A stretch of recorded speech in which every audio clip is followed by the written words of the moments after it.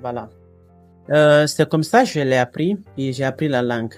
Non seulement j'ai investi mon temps, je me suis donné à la lecture, je lisais les livres et j'essaie d'améliorer mon talent et à participer au club d'anglais. Je restais pas à la maison. Le seul jour que je restais à la maison, ce n'est que le dimanche après l'église.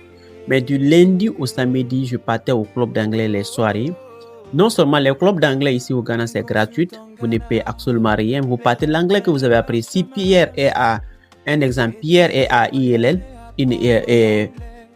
Moussa est à Pinnacle College, et Fode est à Doura, ou bien Fanta, elle est à TAS, ainsi de suite, quoi, WAS, ainsi de suite. Vous allez vous regrouper ensemble et vous allez partager les expériences, ce que l'autre a appris, ce que l'autre a appris, c'est ça.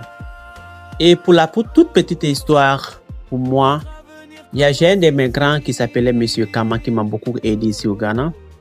Quand le grand était venu, même le grand me connaissait, le grand parlait la langue belé. Il m'a dit, oh petit gars, hey, how are you doing, brother? Okay, oh, how are you doing? When do you come to Ghana? Petit, parle-moi la langue, parle-moi, je suis ton frère, Kama, tu me connais plus? Je dis, I'm so sorry, ça.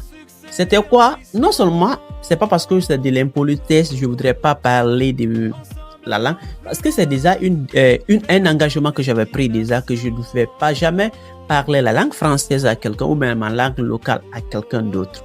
Donc, c'était comme ça l'engagement que j'ai pris. Il me dit, après, quand il avait insisté maintenant, j'ai dit, ok, Galé, grand frère, oh, ça va bien, et pas aller. Au fait, c'est là-bas que j'ai compris et à ce temps, ça m'a beaucoup aidé. Non seulement, c'est pas parce que vous voulez venir au Ghana. Quand vous venez, il y a beaucoup de personnes, dès qu'ils viennent au Ghana, ils oublient les objectifs. C'est ce que vous devez mettre en tête. La deuxième des choses, c'est quoi? Vous devez mettre en tête que vous venez pour une mission. Vous venez pour réussir. Tout ce que vous êtes en train d'entreprendre, vous devez réussir. C'est pas cadeau. Mais ce que j'ai mis en tête, non seulement j'ai investi, j'ai calculé tout, quoi, le temps que je dois faire au Ghana et j'ai calculé la location que je dois payer aussi mes études. Donc, quand j'ai calculé tout cela, j'ai dit, je ne dois pas gâter l'argent, je ne dois pas jeter ce genre de choses. Et parce que comme je suis entrepreneur, j'aime beaucoup chercher. Donc, c'est ce qui a fait que je me suis donné au corps et âme. J'ai interdit seulement la langue française à moi.